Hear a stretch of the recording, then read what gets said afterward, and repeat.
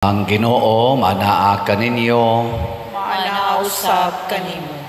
Pagbasa gikan sa Santos nga Ebanghelyo sumala ni Mateo. Himayaon ikaw, O Ginoo.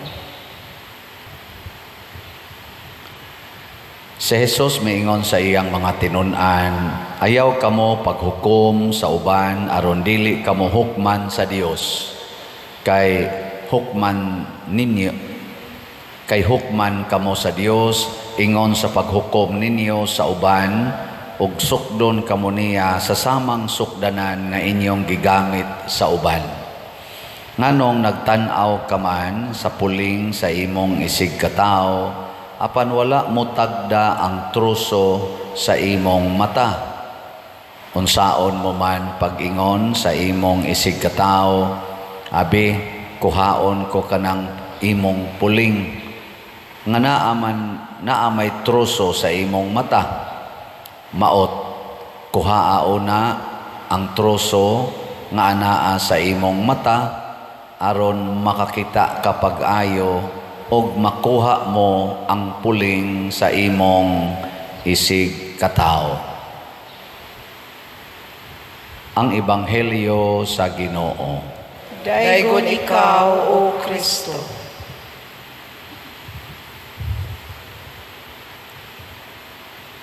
Sa atong tubag sa Salmo, nag-ingon tang bulahan ang katawhan nga gipili sa Ginoo aron maiya. Nya gisugda ni pagpili sa Ginoo didto ni Abraham. Si Abraham, 75 years old, o niya giingnan siya sa Ginoo nga biya dinis imong nasod kay tagaan ti kag dako nga katawhan. Pinili nga katawhan niya si Abraham, nituo busa mibiya siya sa iyang nasod. So ang unang timailhan nga kita mao ang katawhan nga pinili sa Dios og mahimong bulahan kanang motuo ta sa isultis Ginoo. Linya imong tupad ing nawa jud kay gisupak sa gisultis Ginoo.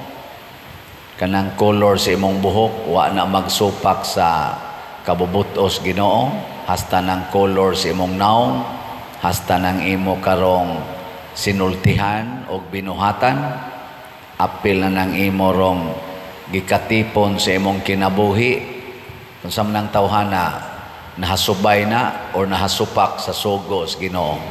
Anao na to? Kay mutuo ta, musunod kita sa sugo.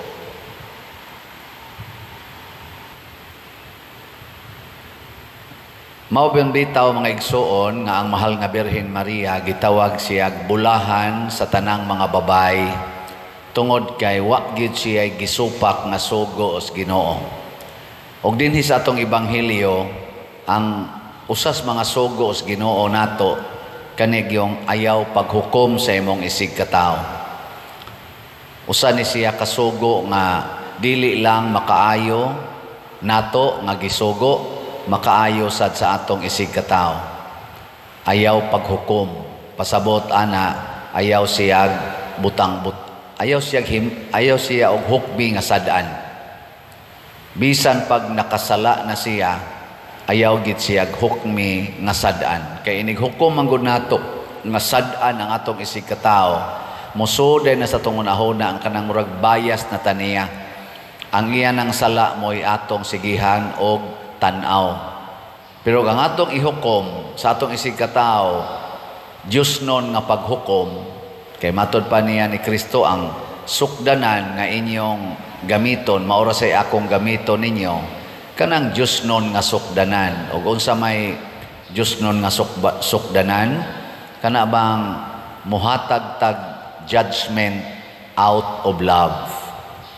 Hindi ko lain na sang lingi sa imong tupad ing nahigugma jud ka nako kada adlaw na aron ang ato sang hukom nimo or nako pulusad out of love. Panalitan kita ka sa imong anak nangawat sa imong kwarta kay iyang giapil og sugal anang scatter or iyang iduwa og computer. Ikaw isip ginikanan, unsay imong itawag sa imong anak, kawatan o natintal? Kung na kay gugma, moingon ka, ang akong anak natintal sa pagpangawat. Natintal. Sa ato pa, dili gyud siya ingon nga tinuyo niya, natintal. Nya imo siyang tabangan aron di na siya matintal. Nya kung ang imong bana mo'y nakapangabit, unsa may imong isulti? Kung nasuko kami kang nganong nangabit kang buanga ka, pero kung ang imo gani gugma, moingon ka, ang akong bana natintal. Ikapito na niniyang katintal. So grabe-grabe gining iyang kahuyang. So imo din siyang tabangan. Mao sad na ang Ginoo, magtan-aw sad nato, iya sa nang gamiton nga sukdanan. Ini kasa nato, moingon sad ang Ginoo, natintal na sa Spadersiano. Ana. Ako gyapon ni siyang tabangan. Nya kamusad, di mo mopalit og slat kay sige pamantag baligya aning atong si Tio para atong tabang sa mga balay. Moingon sad ang Ginoo, natintal siya sa kadaw. Di lang sa kumasuko. Nya katusan ni hatag, nakabuntog siya sa iyang kadaw. Nindot yapon kayo. Muna, bulahan gyud ang katawhan nga gipili sa Dios. Og hinaot unta, maapil ta niining mga bulahan. Gilas na lang lingi sa imong tupad. Ing na sugod karon himuon ti kang bulahan. Kusga ko na be. Sugod karon himuon ti kang bulahan. Mingon din ang imong tupad, sana all. Sige, magampo na ta.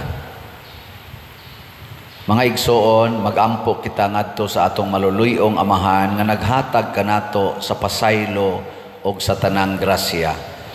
Moingon kita, Amahan, kaluy kami. Amahan, kaluy kami.